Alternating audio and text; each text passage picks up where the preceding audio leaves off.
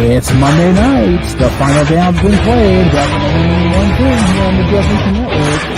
It's time for Saturday Sports Bar.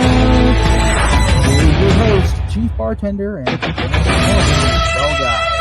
He is direct from Orange County, California. Sapple Mike.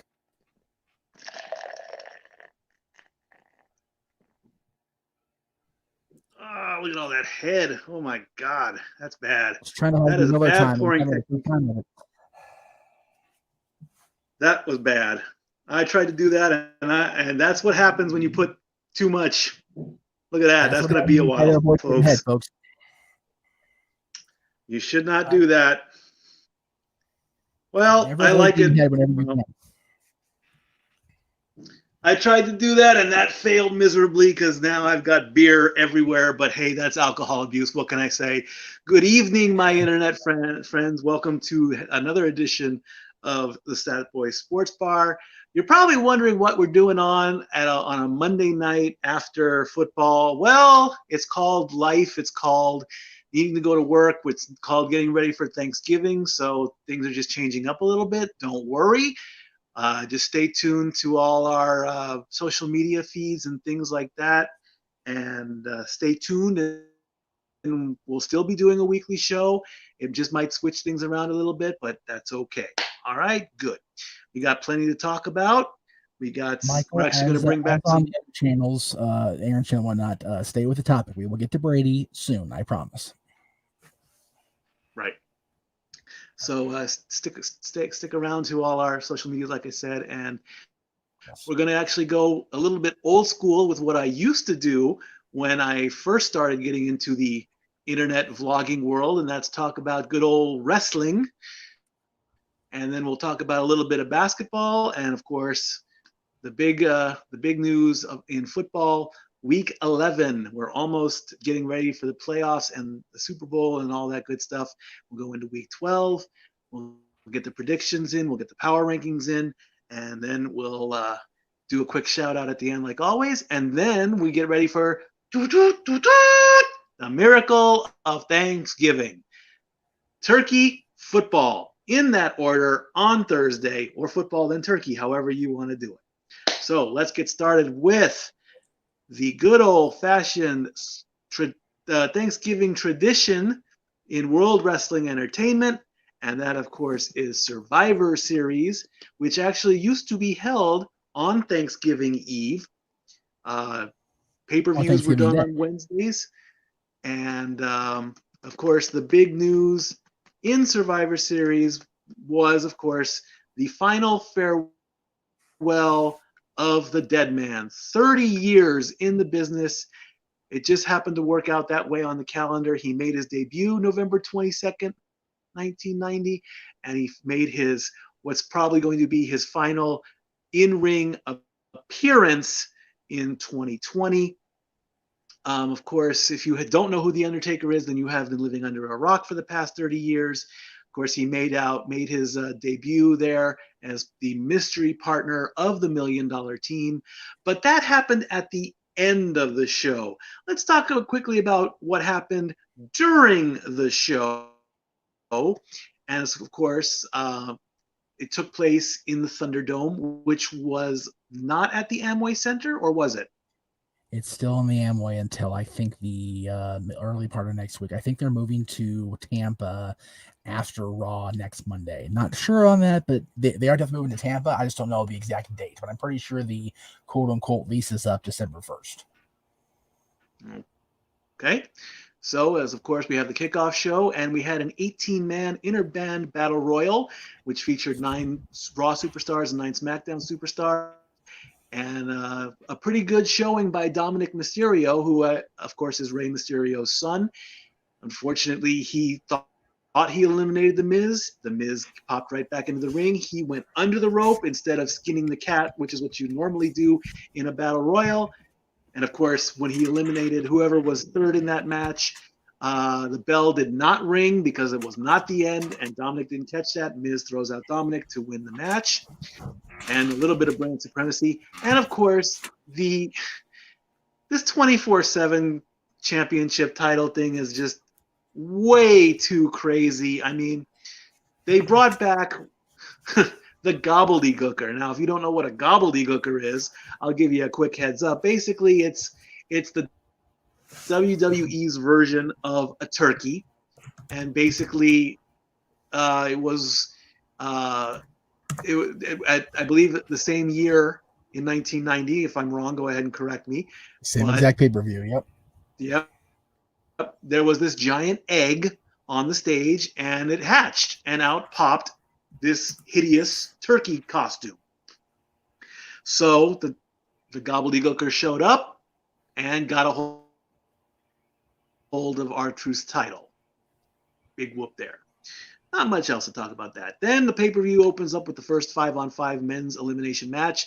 Team Raw taking on Team SmackDown. Team Raw was AJ, Sheamus, Keith Lee, Riddle, and Braun Strowman along against Jey Uso, Kevin Owens, Baron Corbin, Seth Rollins, and Otis. And in a shocking twist, the first elimination went to Seth Rollins. He wanted to tag in, and he basically begged Sheamus to kick his head off, which he did. So he made the ultimate sacrifice. Also, this is to kind of write him out so he can go and be with Becky. If you remember, Becky and Seth did a nice little photo shoot because Becky's about to give birth soon, and that's a side of Becky Lynch that I have not seen. Usually, she's got all these tough clothes on. She keeps the man gimmick going. So, but there was one sheer outfit that she wore, and I kind of compare it to the outfit that Maurice wore when she did her angel costume. She was wearing the angel robe and the wings, and I think she had like a pair of bikini bottoms on, and hers were white. Becky's were, I believe, fiery red or fiery orange. So in the end, Team Raw got a complete sweep, and Jey Uso was the last man standing on SmackDown. He tried very hard, but when you're 5 against 1, he had really no chance. So Team Raw got that one. Of course, then he went into the back, and Roman, of course, I'm the head of the table. I'm the tribal chief. Yeah, right, fine. He pretty much sent him away. So then the Street Profits and the New Day had a champion versus champion match. What's that? Trivia question for you: when was the last time a team clean swept another team at Survivor Series? I believe it was the one that stands out, and the one I'm remembering is it was DX and CM Punk, and they took on Edge, Orton, Mike Knox. I think that was 2008. You have the team right. It was Team DX. It was the Hardys, Punk, and DX. It was 2006. I had a guess, but I was way off. That's okay. That's why you were the trivia challenger, and you do the stats for us, which again is greatly appreciated. I wasn't certain about the year, so I just took a wild guess on that one. But by the way, are you are available for the post game on Friday, right? For trivia? Mm-hmm. I think I might be at work that night. I will message you. Hell. That's okay. I'll be there for the show. I'll definitely help out for the show. That's not a problem. I'm off. Okay. I'm off tomorrow. So right. Or whenever we do it. But okay. So after that, there was a very good matchup between the Street Profits and the New Day, and apparently the New Day and the Street Profits know each other from 10 years back. But of course, Street Profits ended up winning that match. And of course, the New Day came out in their Gears of War costume. Don't know much about Gears of War. I'm not that cool in video games anymore. I haven't really been playing very many video games lately. But those costumes were amazing. Well done to the Street Profits. Then in the U.S. title versus the IC title, Bobby Lashley took on Sami Zayn. That match was basically a gimme for Bobby Lashley. I mean, you got strength. Sami is very smart. We know this. But in the end, I'm going to pick size and speed over, size and strength over speed and intelligence any day. And of course, Bobby Lashley wins. Hi, Dory. How are you? Dory just came home, ladies and gentlemen. She'll probably be very upset when we talk about football. So I'm going to have Went on that one. Then the Raw's Women's Champion Asuka took on Sasha Banks, and in another good match between the two, Sasha ended up pinning Asuka, which is a rarity because Asuka is supposed to be this, super powerful wrestler. You're not supposed to beat Asuka, but Sasha finally got her redemption because I believe Asuka has made Sasha tap, and I believe also she pinned her at one point. So that was very good for that one. And of course, then before we went to the women's match, there was a backstage segment. R-Truth channeled his inner Warner Brothers Roadrunner cartoon by throwing down birdseed and trying to get the gobbledygooker to do it. Akira Tozawa comes out. Truth comes out, gets his belt back, and now he's a 45-time 24/7 champion. This is why I don't like this belt. I mean, to win it and lose it 45 times, and it's who knows how many time history is just becoming a joke. And we went on to the traditional Survivor Series matchup for the women. Team Raw had Lacey Evans, Lana, Nia Jax, Peyton Royce, and Shayna Baszler taking on Team SmackDown. Bayley, Bianca Belair, Liv Morgan, Natalya, and Ruby Riott. And of course, Nia Jax and Shayna Baszler are bullying Lana left and right. If you haven't been watching WWE, Lana has been put through a table 9 times. And so even during the pregame or during the kickoff, the 4 of them are having their match. Nia's saying, don't tag Lana into the match. Lana tags herself into the match, gets a busted lip. She's got lip messing up with her lipstick. And at the end, it came down to Bianca Belair against Nia, Shayna, and Lana, because Lana was stuck standing on the ring steps. She was just standing there with this pouty face look on herself. Shayna puts Bianca in the Kirifuna clutch, doesn't let go, gets disqualified. Nia and Bianca end up fighting on the outside, and I almost thought this was a botched finish because as the ref was counting, Nia went to charge at Bianca. Bianca back body dropped Nia over the barricade. The ref counted 10. Then Bianca tried to jump into the ring. The count out already had taken place, so there might have been a miscommunication, and that probably could have left it one-on-one, Lana versus Bianca. That didn't happen. Bianca and Nia got counted out, leaving Lana the sole survivor, and she just went off, and she's dancing in the ring, and she's having a good time. And of course, Nia is looking ticked off, but in the end, even though you didn't survive, it's still a win for Team Raw. Yep. And so, you have something to say? No. No? Okay. And then finally, the main event had the WWE champion Drew McIntyre going up against Roman Reigns. Champion versus champion. It was supposed to, of course, been Roman versus Randy, but of course, Drew won the title 6 days before. They go back and forth, and in the end, referee gets knocked out. Roman now has a submission hold called the guillotine. Referee comes out, says that's it. He can't continue. End of match.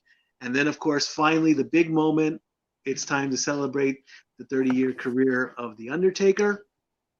And we have all the legends come out, or all the people that were there to pay homage. Shane McMahon, Big Show, JBL, Jeff Hardy, who actually did his face up with the Taker symbol. Mick Foley, the Godfather. They brought out the Godwins. That was a shocker. Savio Vega, Rikishi, Kevin Nash, Booker T, HBK, Flair, Triple H, and Kane all come out. They go into the ring. They stand there for a second. We go to the Undertaker package. Down. And then the coolest thing, the only other time I've seen this is in Spider-Man 2 with Andrew Garfield.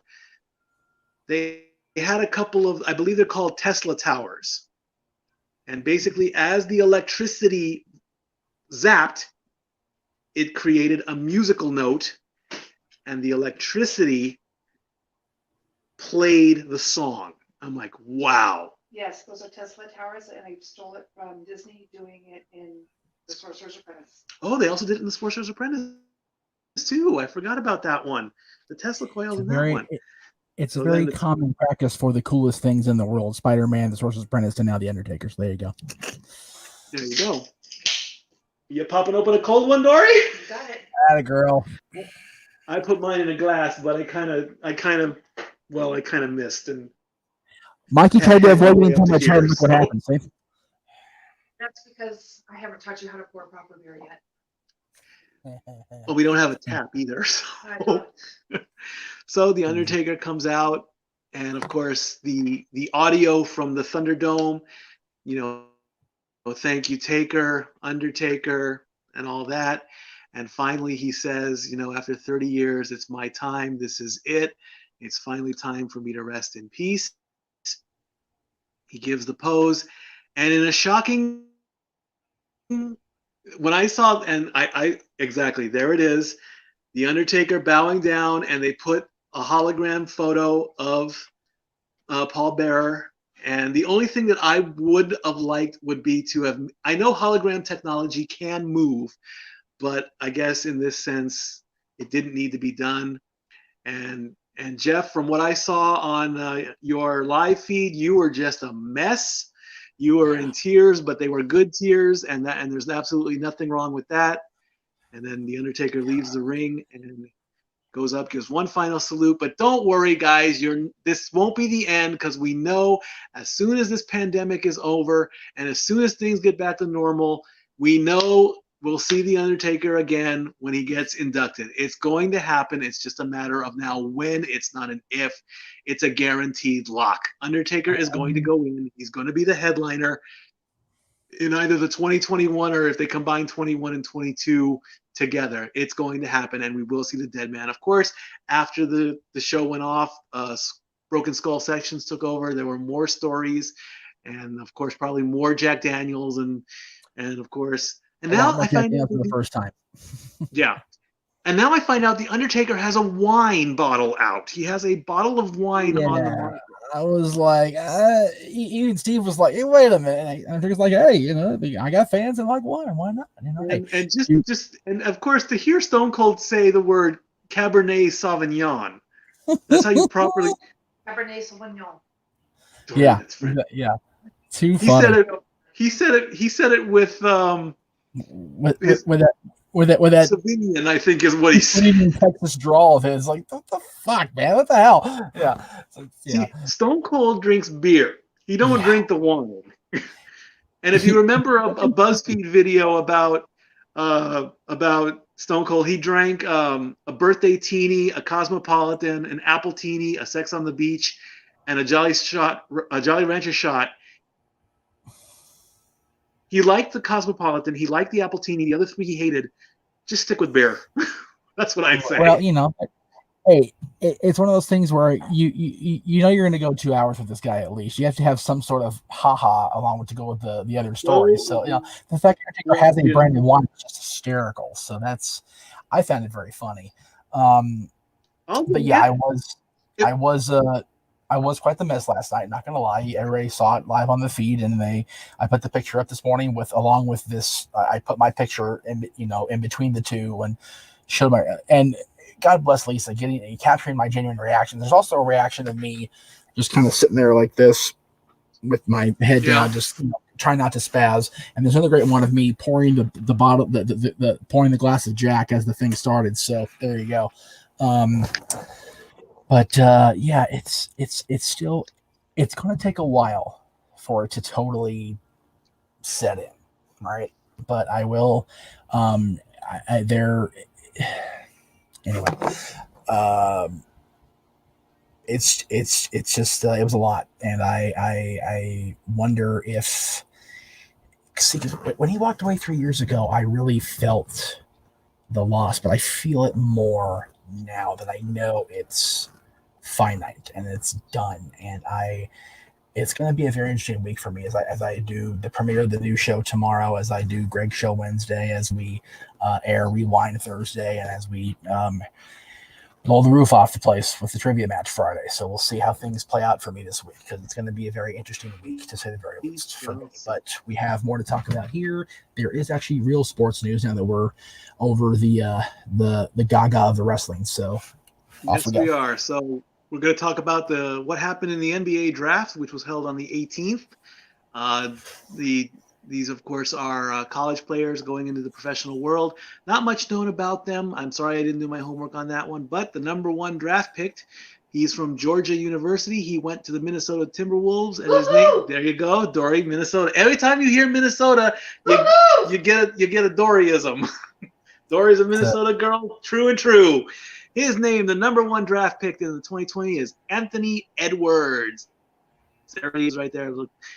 And of course, the NBA draft was held virtually.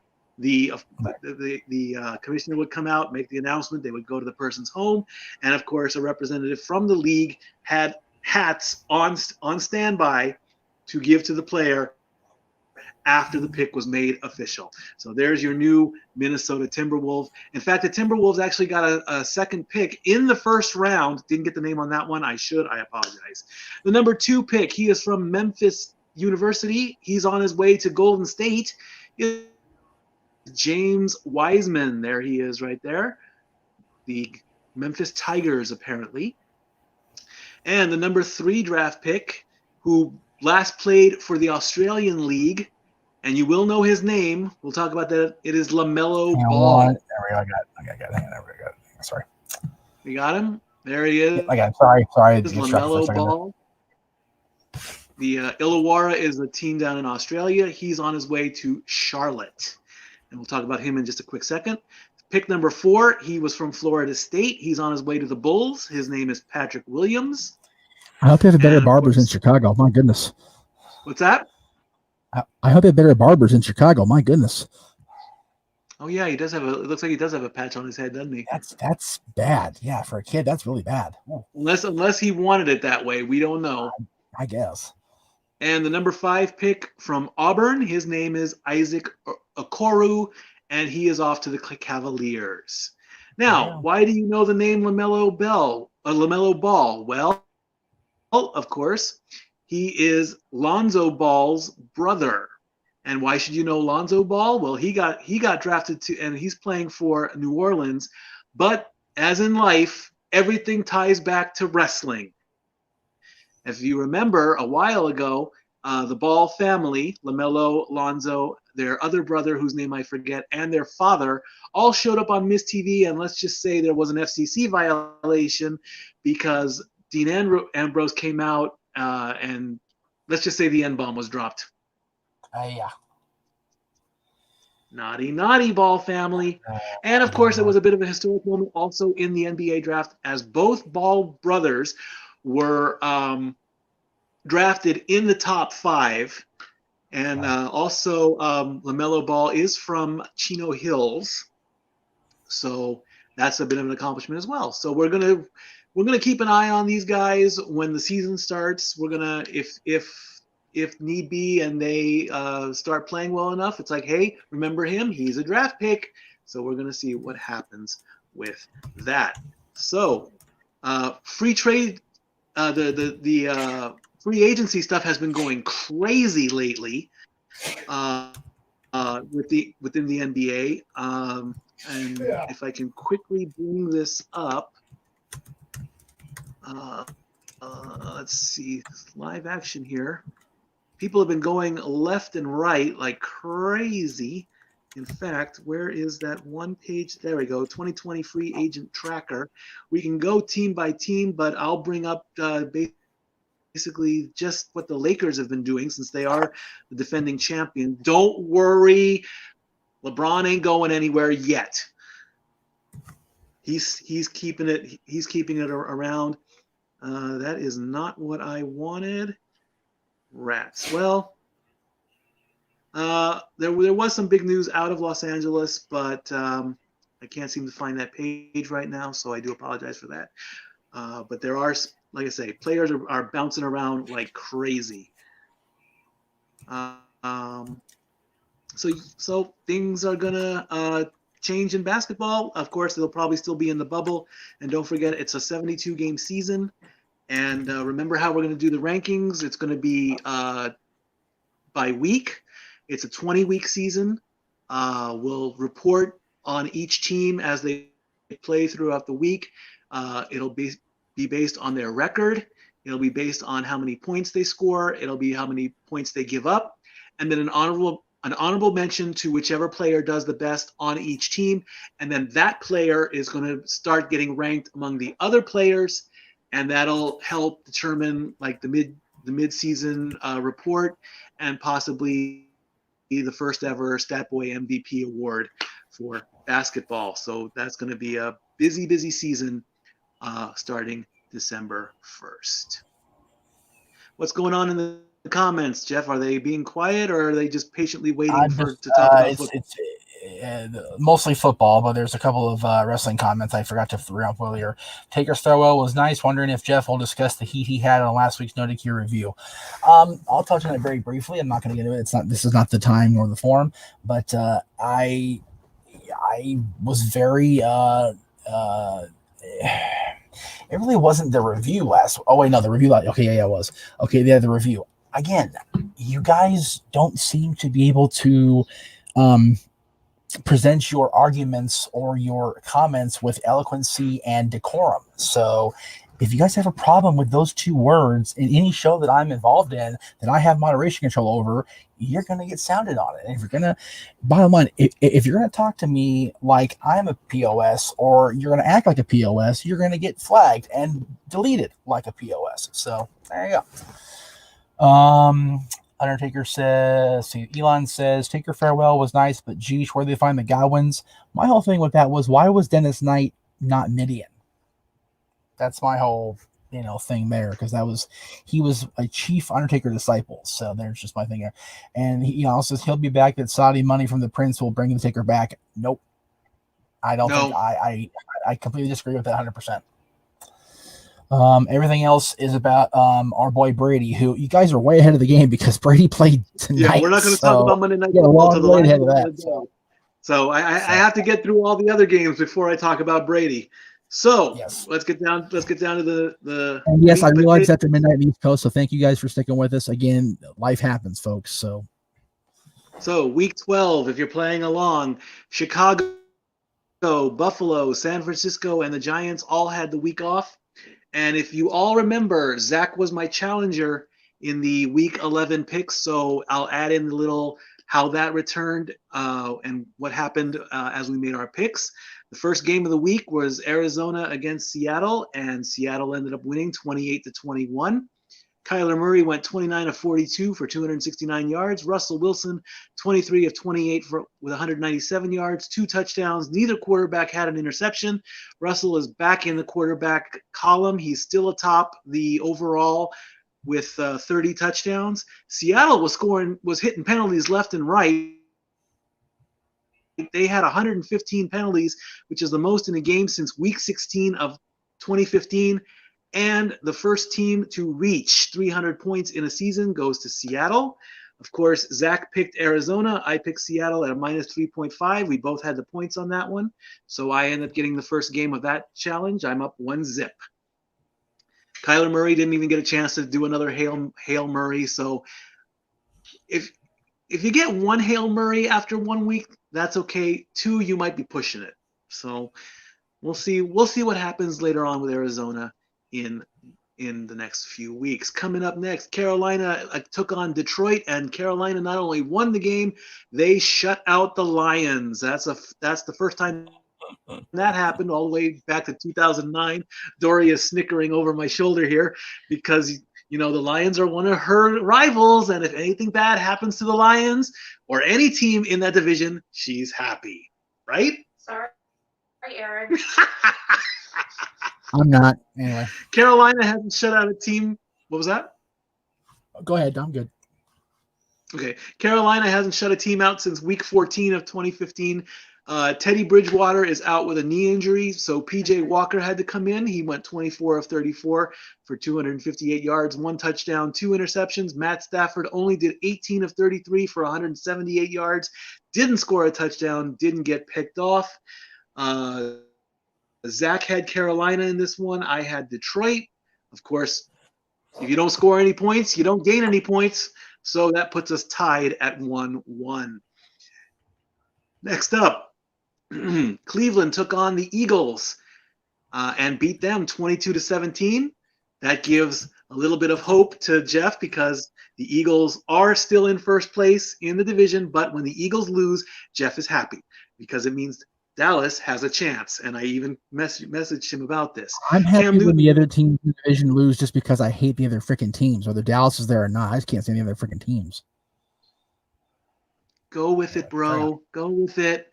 Baker Mayfield only went 12 of 22 for 204 yards, no touchdowns, and he's on a bit of a negative touchdown streak because he hasn't scored a touchdown in 3 games. The rushers have done it. He hasn't done it. So that's kind of a thing we might want to keep an eye on. Carson Wentz, 21 of 35 for 235 yards, 2 touchdowns, and he tacks on 2 more interceptions. Carson is getting picked off left and right. He has the most interceptions in the league. Both of us had Cleveland in that game at -3, so that puts us still in, or wait a minute. No, let's see. Hold on. 1-0, 1-1. We were tied 2-2 because we both had Cleveland in that matchup. New England took on Houston, and New England lost 27-20. Cam Newton went 26 of 40 for 365 yards, 1 touchdown. Deshaun Watson went 28 of 37 for 344 yards, 2 touchdowns. Patriots have fallen below 500 for the first time since the year 2000, meaning through 10 games in every season from 2000 to 2020, they've been up over 500. Not this time. Not going to happen. What's going on with the Patriots? Who knows? You're obviously, every time I say the Patriots lose, you snicker about that. So now you should be double happy. I just need a timeout really quick. I've been doing this for about 30 seconds here. Before you do your Stat Boy shout out, which is well deserved, by the way, I have a minor bitch to convey to the masses, but that's well after you're done with your football stuff. So carry on. Nothing to do with football or your shout out. Completely off topic altogether. So. Okay, you're the producer. I don't know what you're doing on that one.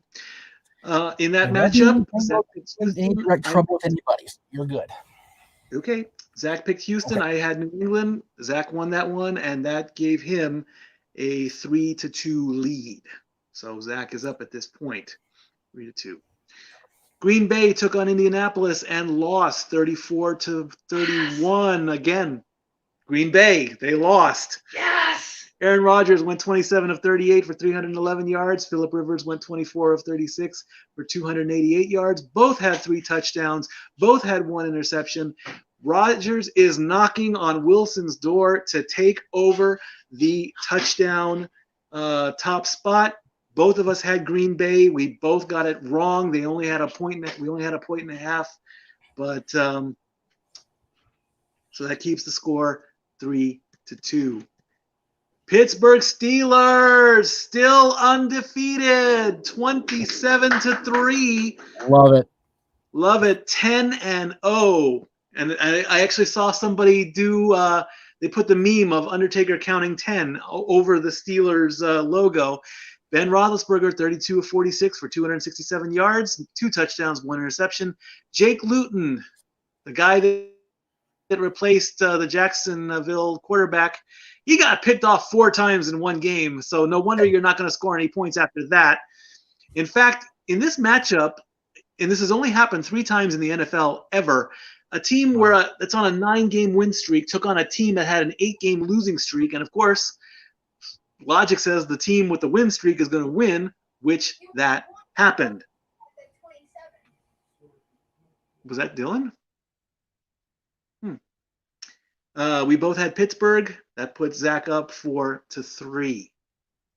Atlanta takes on New Orleans. 24-9 was the final in that one. New Orleans wins. Matt Ryan, 19 of 37 for 232 yards. The new quarterback taking over for Drew Brees. Taysom Hill went 18 for 23, 233 yards. No touchdowns for either. Matt got picked off twice. The Saints are on a 7-game winning streak. Not as impressive. Oh, pretty close as impressive to the Steelers. So we'll see what happens with that. And we also have news that Breeze went in for a second opinion, and now his broken rib count has gone up from 5 to 11. 11 broken ribs. We don't know how bad they're broken. They're still saying he's going to be out 3 weeks. But dude, 11 ribs, however they're broken, how bad they're broken, dude, you're hurting to breathe. Like that's screwed up. Yep. Exactly. Yeah. Toss one back for Drew because that hurts like shit. Time to retire. No retiring. No, Always retiring. No. Always. Over ribs? Let me crack Over the fact that he's old anyway, man. I hate when she's right. I so hate when she's right. But Mikey, I love you. Mikey, we both had. Mikey, she's a woman. There almost always are.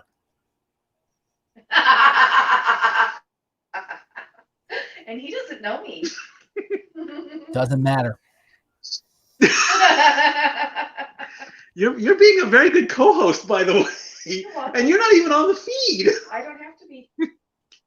We both had New Orleans. That put the score at 5-4. Cincinnati took on Washington. Washington ends up winning 20-9. Joe Burrow, 22 of 34 for 203 yards, 1 touchdown. Alex Smith, 17 of 25 for 166 yards, 1 touchdown, 1 interception. Washington is the only team not to score on their opening drive in every game they've played this season. What's going on in Washington? There's Harley Baby 45 saying keeping the streak alive. I did catch that really quick. And Joe Burrow is now the latest quarterback to be carted off and be done for the season. It was a torn ACL, MCL injury. He's done. 9 to 12 months. The news broke on that during Monday Night Football. He might be back for the 2021 season, but they were also talking about bringing him back for the 2022 season. Like I say, these quarterbacks are just dropping one right after the other. So dropping like flies. This game was a pick. There was no point spread. We both had Cincinnati, and we were both wrong. Yeah. And now the rivalry game between the two co-hosts, Dallas and Minnesota. That's all I have to say about that. That's all she has to say about. Yes, raise your glasses in victory, because for 3 times in one episode, JM is happy. Dallas ends up winning 31-28. They won again. Kirk Cousins goes 22 of 30 for 314 yards, 3 touchdowns. Andy Dalton, almost exact, 22 of 32, 203 yards. He's back from concussion protocol, 3 touchdowns, 1 pickoff. What can I say? I messaged you. I told you Dallas had a chance to do it. I didn't agree with them bringing in Andy Dalton. I would have gone with Gilbert, but they went with Dalton. And, of course, I did pick Dallas because I did not think Minnesota was going to cover by 9.5 points, which they didn't. Don't stick that finger up at me. You're a lady. Only when I need to be. Follow Dory on Instagram. What's your Instagram account? Dory Lou. There you go. Find Dory Lou on Instagram to torture me even more. I'm glad I don't have Instagram right now. So to answer Michael's comment about the Giants having the season on lockdown, dude, that's not very much. It's very much a prideful statement. No. First of all, it's still a shit show. Number 2, we've all got 3 wins. Yes, every team has 3 wins. They do not have the NFC. There is no way. The NFC East is going to go down to week 17. There is no way a team is just going to start going crazy unless it's the Cowboys. And if that happens, it's a miracle. The NFC East is going to come down to who sucks the least. It's as simple as that. Pretty much. And the only reason the Eagles are in the lead is because of that tie that they had earlier in the season. Otherwise, all 4 of them would be 3-7, and we would have no idea to figure out who got the tiebreaker. No. I get that the Giants are your team. In fact, Michael, your team didn't even play. You were on a bye week. Come on. So Mikey, just to review here. Help me out here. The Giants didn't play, right? Right. Washington lost or they won? Who? Washington. Washington. They won. They got their 3rd game. Oh, that's right. And then the Eagles lost this week, which you mentioned. I was happy about. Yes. So the Cowboys got the win, and the Eagles didn't, and the Patriots lost, and Brady lost, which we'll get to momentarily. Yeah, I'm going to go to bed happy tonight. Anyway, of course. So thanks to me picking Dallas, that gives us a tie at 1, 2, 3, 4, 5. 1, 2, 3, 4, 5. We're tied 5-5. Next game on the list, Miami against Denver, and Denver ended up winning 20-13. Tua Tagovailoa, 11 of 23 for 83 yards and 1 touchdown. Right. Deanna says, Yes, I Deanna. don't need to torture you. Dory will do it. Thank you, Deanna.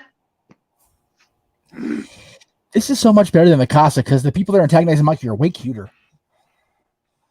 Oh, there you go. You got a compliment from she's all smiles. Yeah, well, I mean, comparing you and Deanna to me and JJ's, I mean, it is what it is. So,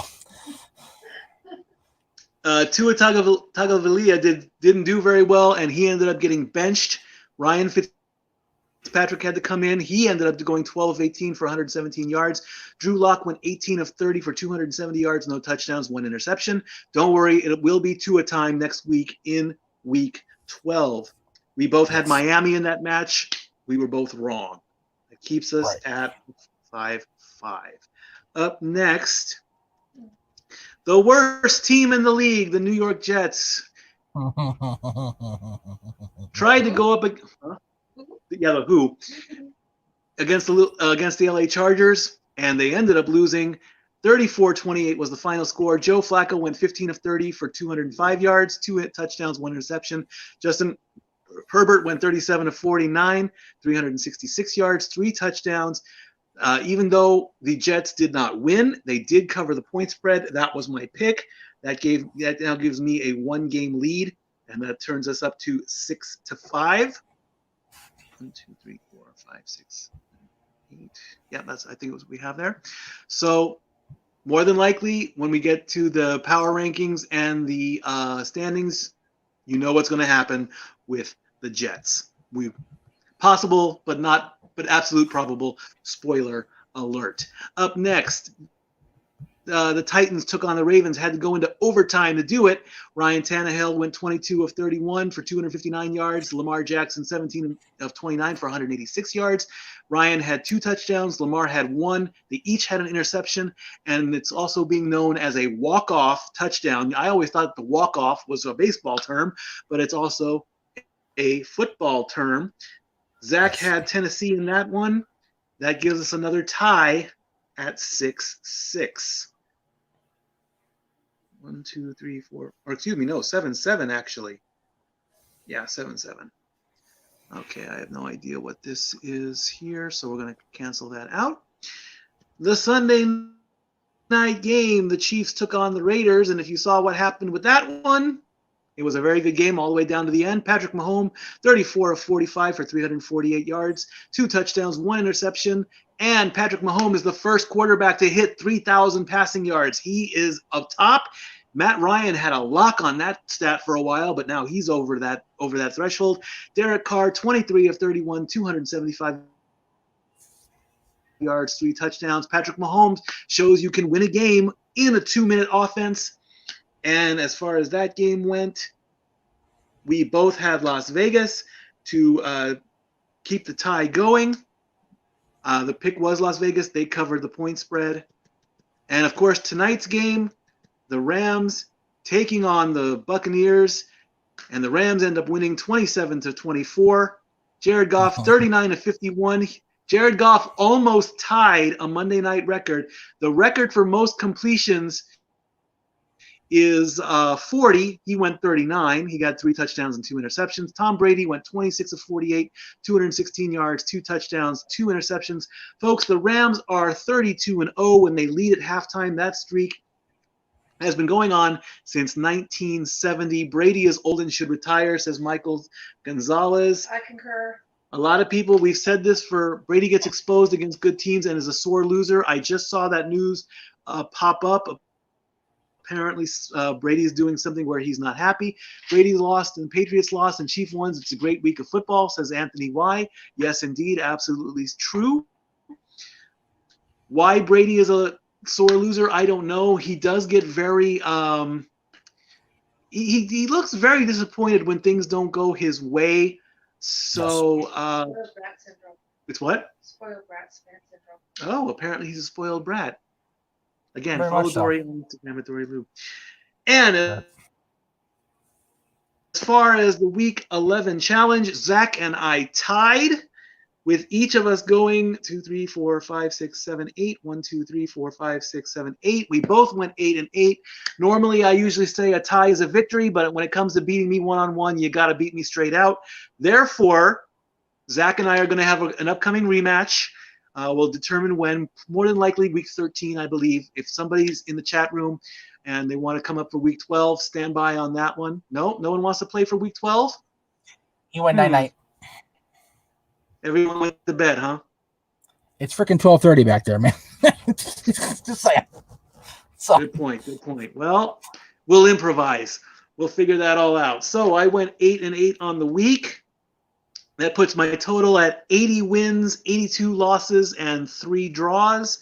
If we put the draws into the wins column, that puts me at 83 and 82 overall.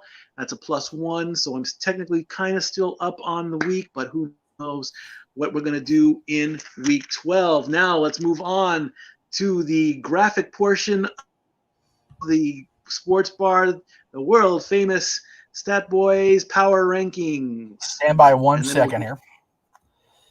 Trying to get something Standing queued by, up or do we here, want to go? Hang on. No. Or do we good. want to go into the?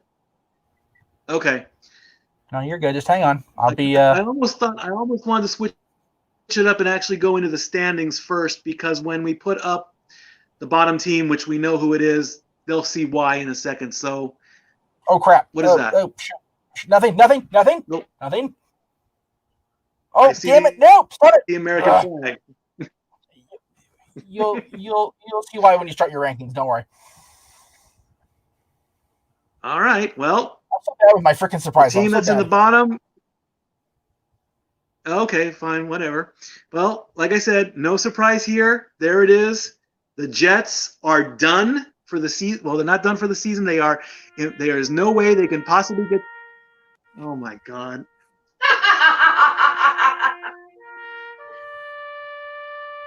Very nice.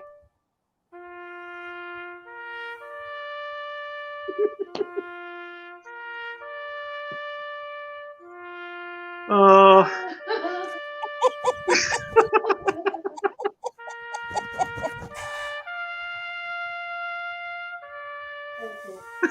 Dory approves.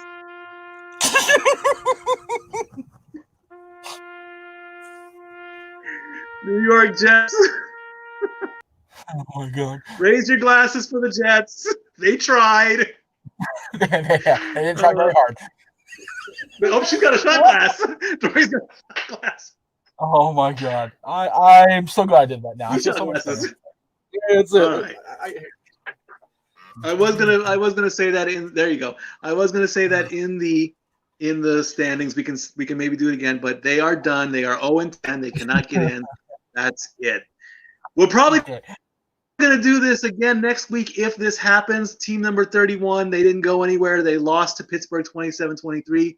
The Jacksonville Jaguars are team number 31. Oh, there they are. Poor Tony. Can't catch and I think, yeah, they can't catch a break no matter what. Team number 30, even though they defeated the Bengals 20-9, they really didn't move anywhere. The Washington football team. Number 30. Yeah, remember, I don't have these queued up in order because I don't have your stuff, so I got to hear what you say first. So That's okay. That's okay. Team number 29. Now, again, this is a rare. Hey, bro. Hey, Jay. How's it going? This is a rare move where a team wins and then they end up dropping. Oh, no, they didn't actually. Okay, I see where I made my mistake. The next team, I do apologize. I have this wrong in my numbers. Team number 29, they lost to Washington. It's the Cincinnati Bengals. Yeah, there we go. And then the next team after that is the team that beat the Jets and put them with that mathematically symbol over their logo. The team that beat them, the Chargers. Chargers are the next team. They are team 28. There we go. Okay, now we're back over here. All right. Next team, team number 27. They were on their bye week. They dropped 2 spots. They're in the East. It's the New York Giants. yeah. There we go. Next team after that, they beat New England 27-20. They gained 3 spots. Houston Texans. Next up, the team that took out Minnesota. They gained 3 spots. If we had a top 25, they'd be in the very last spot, the lone blue star of Texas. Should have cheered the Cowboys. Should have learned to rope. Next team, the final team to be 3-7. They lost 2 spots. They lost to the Saints. Atlanta. Atlanta.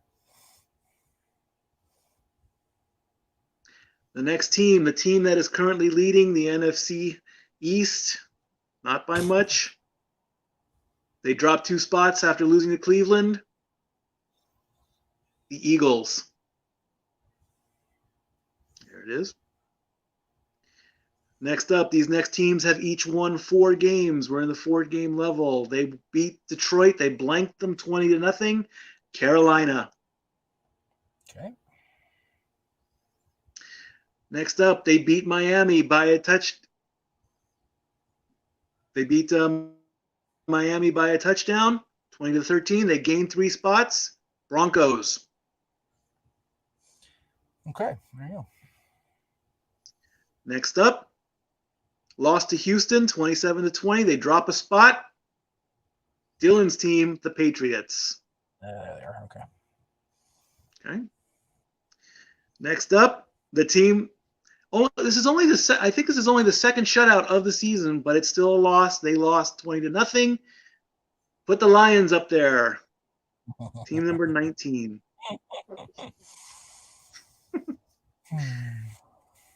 They had their bye week, yet they still gained 2 spots. San Francisco.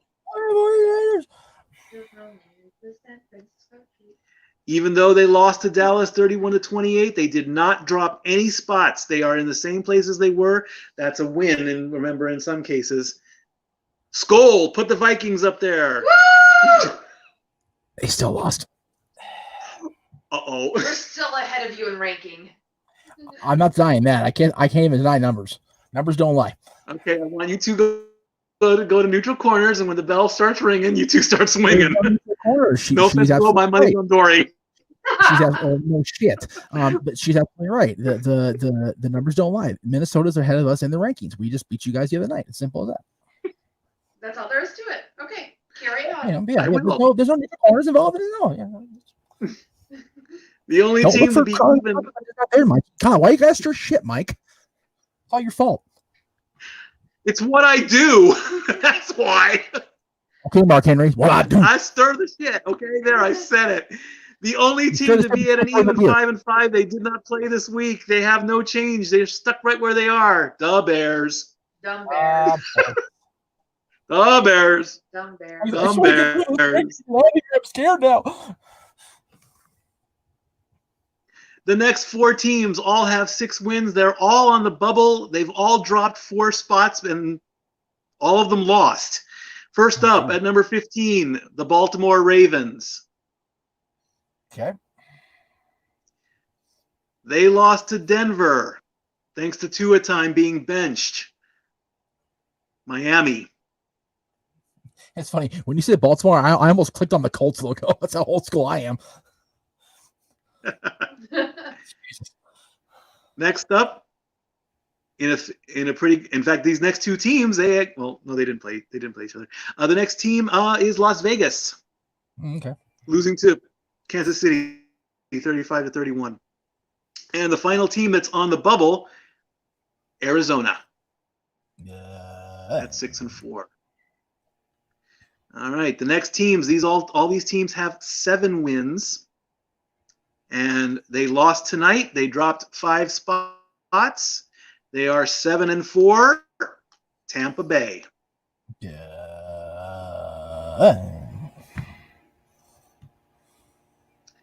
Next team, they beat Green Bay 34-31.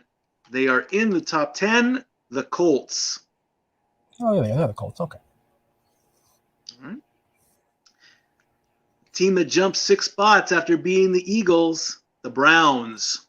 All right, Cleveland. They are The Browns in are my the top second favorite team this week. They won tonight. They beat Tampa Bay. They are up another 6 spots. They're in the top 10. LA Rams. Although, let me just say, the Rams kind of screwed us here personally because Dad had a win going in the work pool, and if Tampa Bay had beat LA and they had a combined score of something like 48 or something, like somewhere in a really small little window of the 40s and the 50s, Dad would have won the pool. So not only did Brady screw us by not scoring enough damn points, but it's asshole Brady. Anyway, go ahead. I agree. Well, they scored 51 points. I mean, 27 and 24. So you saying they scored too many points? They scored too little points. Ah, I see. Gotcha. The one time you want Brady to freaking do well, the piece of shit doesn't do anything. Stupid old fuck. Anyway, go ahead. There's the F-bomb, but it's not your channel. The thoughts and opinions of Jeff Meacham are his own, and they do not reflect this channel. Thank you. They don't reflect this channel. They don't reflect this channel yet. The banner is the Jeff Meacham Network. Got it. Gotcha. Team number 7, the last team to be on their bye week, the Bills. Yeah. Another big jump. They beat Baltimore in overtime. 5 big spots. Tighten up. The Tennessee Titans are team number 6. There you go. Team number 5 lost to the Colts, but they're still strong. Green Bay. Yes. Team number 4, the final team, they'll have 7 wins. 3 spots after beating Arizona, the Seahawks. There you go. Top 3 teams, you should know who they are. They are 8-2. They beat Atlanta 24-9. They lost their quarterback, but another quarterback comes in and gets them up there. The Saints. Team number 2, they are 9-1. They stay right where they are after beating Las Vegas 35-31. The Chiefs, and of course, for the 10th straight week, 10-0. Put them up there, Steeler Nation. 10-0. All righty. There it is. Let's take a look at the updated standings. Let me just do this real quick here while and you do of course, go ahead. And we have the playoff picture as if the playoffs were to happen this week. So in the AFC, the Steelers, they're number 1. They're 10-0. Of course, they would move on to the next round. Kansas City stayed right where they are at 9-1. The Bills, the Colts, the Titans, and the Browns all have 7-3. The Bills lead the East, so they get their spot. The Colts are 7-3. They lead the South, so they get their spot. The 3 wild card spots are the Titans, the Browns, and I believe the Raiders are still in. Yes, they are. They still are in the hunt at 6-4. They have a tiebreaker lead over the Dolphins.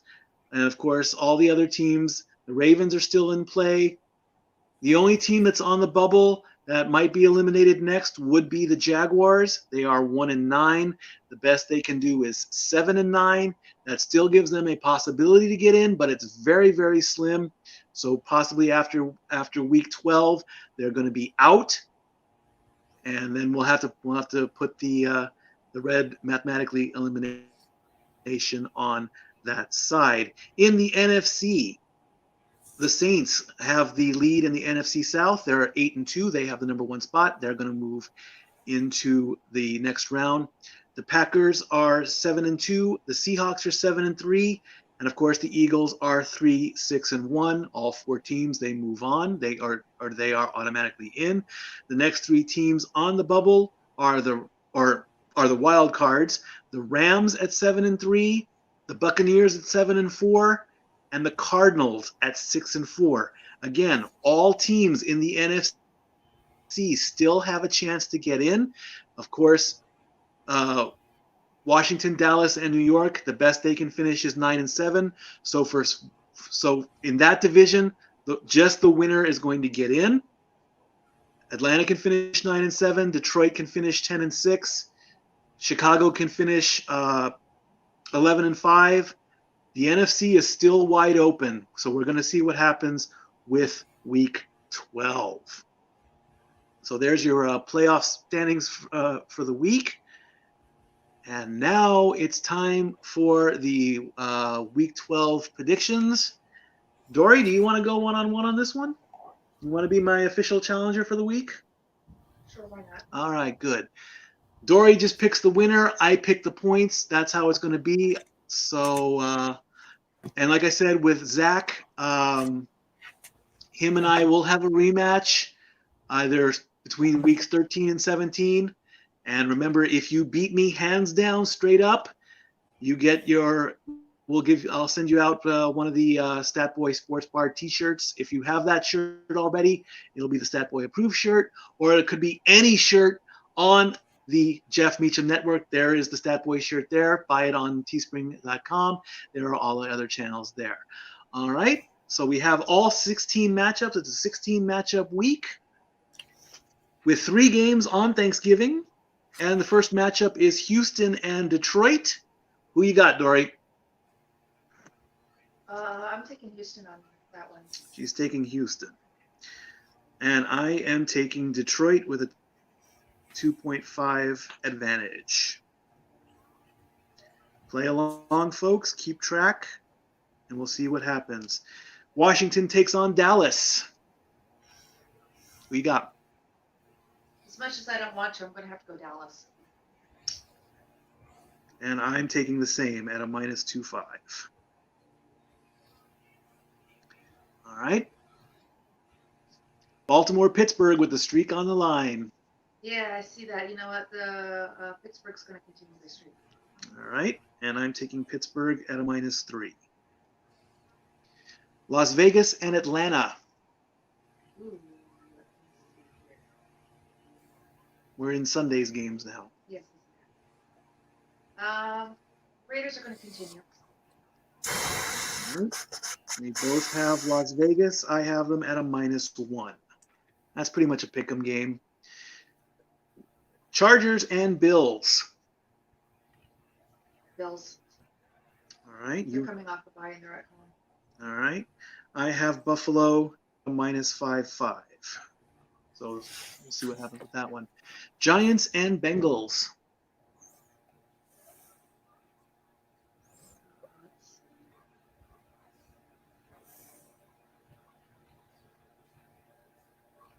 That's tough.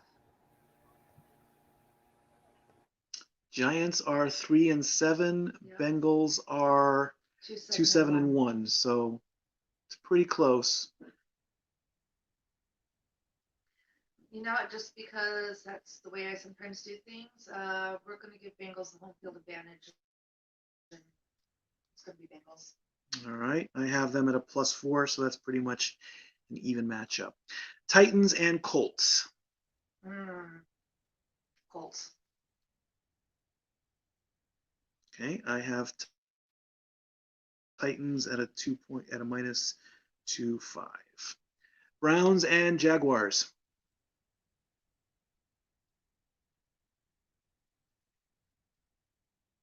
Although that's right. The Jaguars almost haven't even shown up this season, so definitely Cleveland.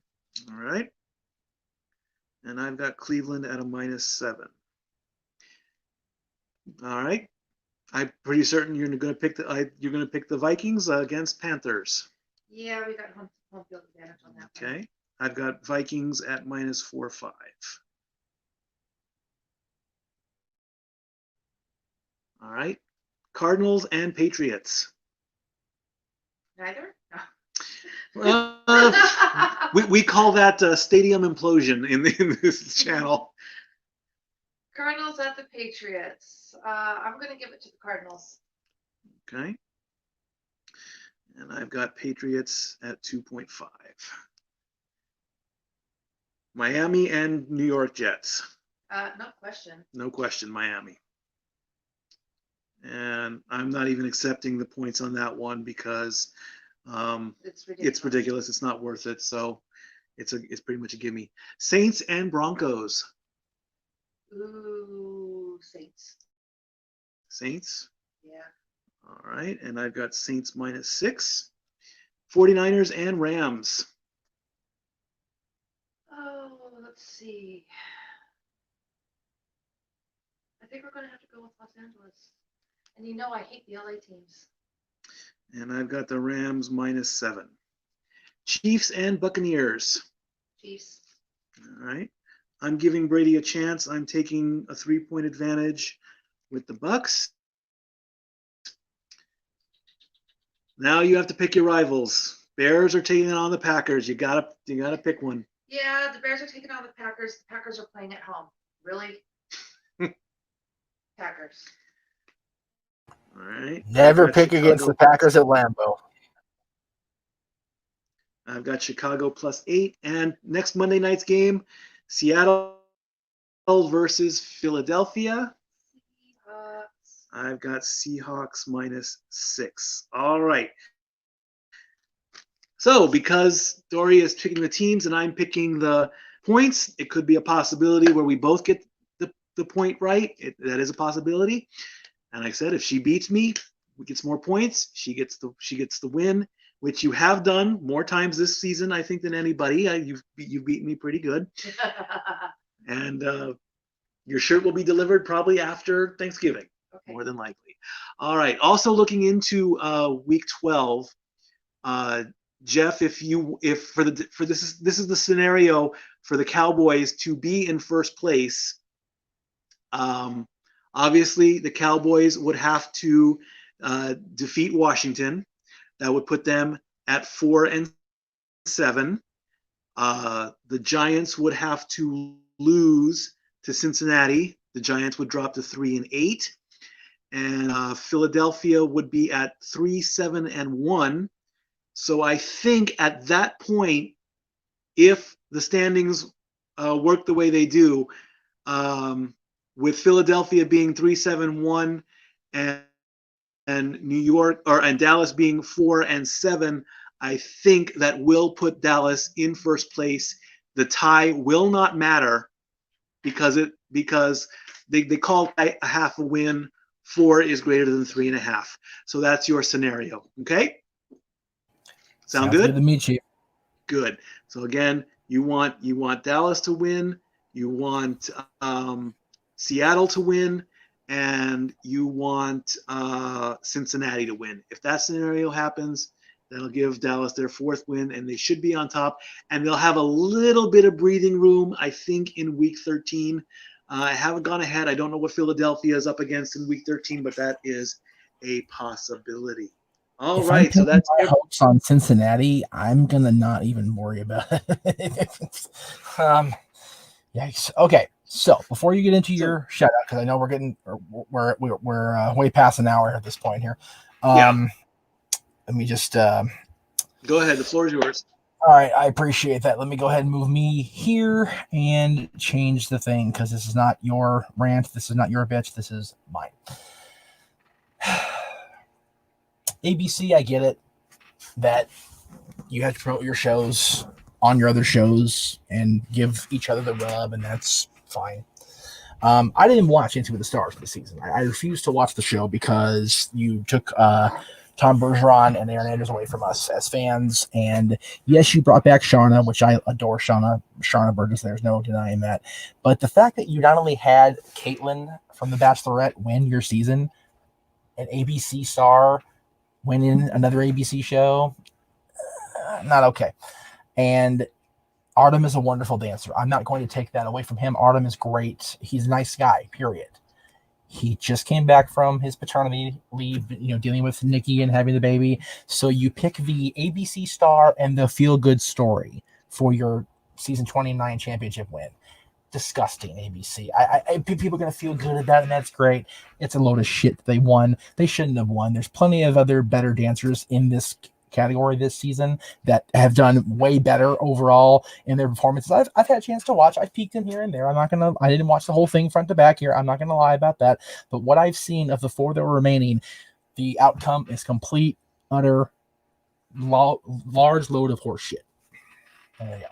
Thank you very much. And ironically, they're airing Dancing with the Stars right now. Oh, sorry for the spoiler if you're watching on the West Coast. I'm sorry. I see. Anyway. Well, I can maybe piggyback off of that. I haven't really watched Dancing with the Stars for years. I honestly haven't cared much about it.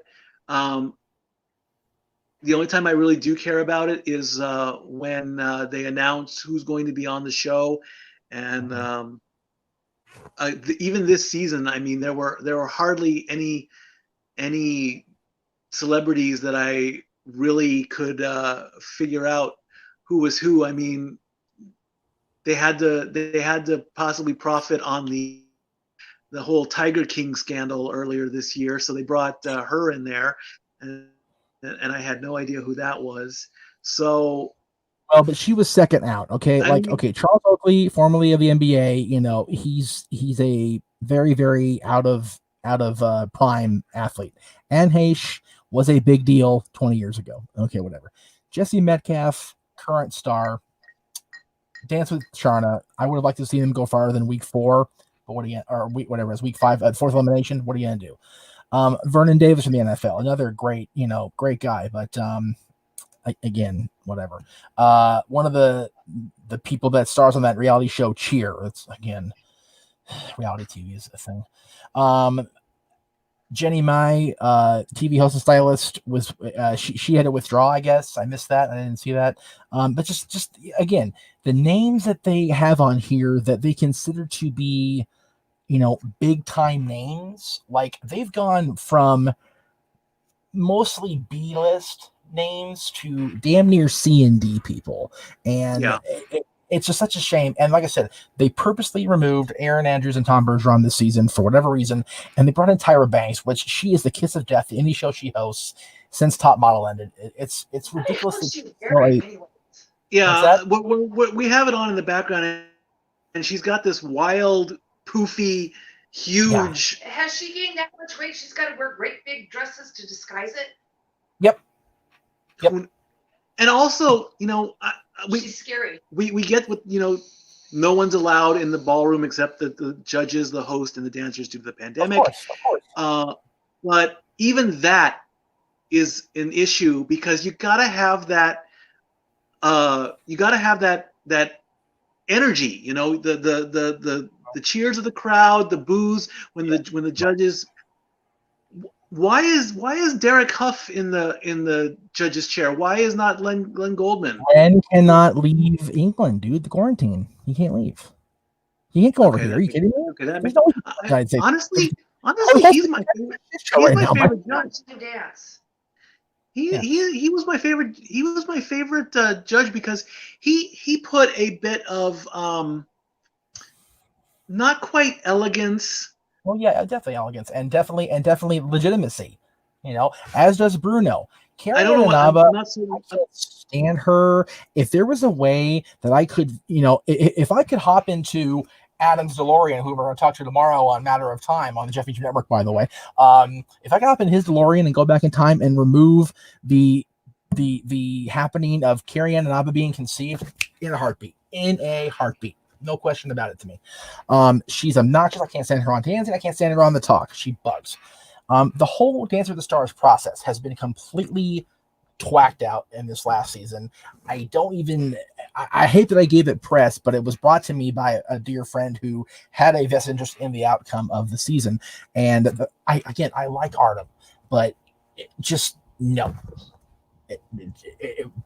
Poor decision on the judges' part, and the people voting at home are not clear in their head. And also the thing is, we on the West Coast don't get to vote because we don't get the unless you have the the East Coast satellite, so we in the West Coast get bit trying to watch this show. So I have zero interest in watching, and if they're going to have outcomes like this, it's not hard to see why. Now, it's almost 1:00 in the morning back here for our East Coast kids. There's 4 people left watching this show. God bless you, 4 people. So for the love of God, Mikey, bring us some positivity. Bring us home with a wonderful shout out to a deserving candidate, please. Well, without a doubt, I mean, this week's Stat Boy shout out goes to the one and only 30-year career of The Undertaker. And, Mark Calloway, I don't want to upset you by using your real name, but that, he's even said it. He even said it on the Broken Skull session. He's like, I'm more Mark Calloway than I am Undertaker at this point. 7-time world champion, 30-year career. He pulled back the curtain. He showed us everything that he wanted to. You got your sunset moment. You got your farewell the way it was supposed to go. Hashtag thank you Taker, hashtag farewell Taker. I really don't like saying goodbye because I don't think this is the end. The end is probably going to be the Hall of Fame. We know that's going to happen. We just need to know when. So there it is. Here's the drink. Thank you, Taker, for everything. 30 years. If I could bring you on this show, I would. Yes. Wish I could, but who knows with WWE and things like that. So thank you, Taker. Well, without trying to get myself in any more trouble than I usually do here on the Now Network, emailing the company representative for interviews is like trying to get a cat to take a bath. There you go. Anyway, yeah. All right, guys. So we are done with this episode of Stat Boys Sports Bar. Be sure and tip your waitresses. Take up all your bars. You can't go home, but you can't stay here. This week is Thanksgiving, so I want everybody to have a safe Thanksgiving. Again, these are tough times. I mean, Stay home. The large gatherings. We're gonna have our little Thanksgiving dinner. We have to work on Thanksgiving, but we're gonna have our dinner the next day. Yep. We thank you. Let me give a thank you to my management at Knott's Berry Farm. They gifted me with a holiday turkey this year, so thank you for that. Very Dory nice. got one too. So we have 2 beautiful 20-pound Thanksgiving turkeys thawing in the fridge and the sink, and Dory's gonna cook us and Dory's gonna cook us a beautiful meal on Friday. And so thank you again for that. And again, friends and family, stay safe. We'll get through this. Follow me on Twitter at LBStatKid1977. Drop me a note, hashtag Statboy Sports Bar, hashtag Statboy approved, hashtag ask Statboy something, whatever. Drop me a line. I'm grateful for all the fans and all the comments. And again, this also is the holiday season, so things are getting into the holiday season at Knott's Berry Farm. We're not officially open to the public. We are doing a private event. So I will be getting hours at work. So you might not see me live on Tuesdays. You might not see me live on Mondays, but we will be producing shows. We will be getting out content out there. Don't worry if we're not live Tuesday at 3:00, but we'll find a way to make this all work. Okay, Jeff, you want to say anything else before we shut down for the night?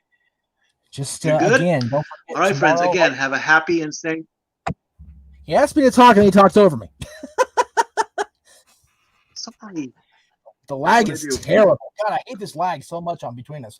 Tomorrow, right here on the Jumping Network, do not forget, we'll have the premiere of Matter of Time, featuring Adam Contrast from Fastest DeLorean and the newly released documentary called Meeting Michael. He and I will be talking about that directly tomorrow, talking about the entire documentary, the process of meeting the true greatest of all time in the history of basketball, one Michael Jordan. So stay tuned for that tomorrow. And don't forget Friday. Friday is the key, folks. The NoDQ.com Wrestling Trivia Challenge, the season finale. It's Greg Cherry, it's Virtue, it's this gentleman in the control room doing the stats. It's me on the host chair. It's going to be a rocket busta, as the Orange Oompa would say, who resides in Brooklyn, New York. Going to be good stuff. And the post game right here and on Greg Cherry's brand and on NoDQ.com's YouTube channel. Special guests aplenty. Stay tuned for everything coming up this week on the Jeff Meacham Network. And again, Mikey, I thank you for allowing us into your sports world and sharing your knowledge and your wisdom with all of my audience and the sports fans that tune into this stuff besides wrestling. It is appreciated. So thank you, sir. And Dory, thank you for chiming in and picking up. Always a pleasure to have you around along. Thank you, Jeff. Happy Thanksgiving, everyone. Be safe. All right, guys. Happy Thanksgiving, everybody. Stay safe, and we'll see you next week. Stat Boy out.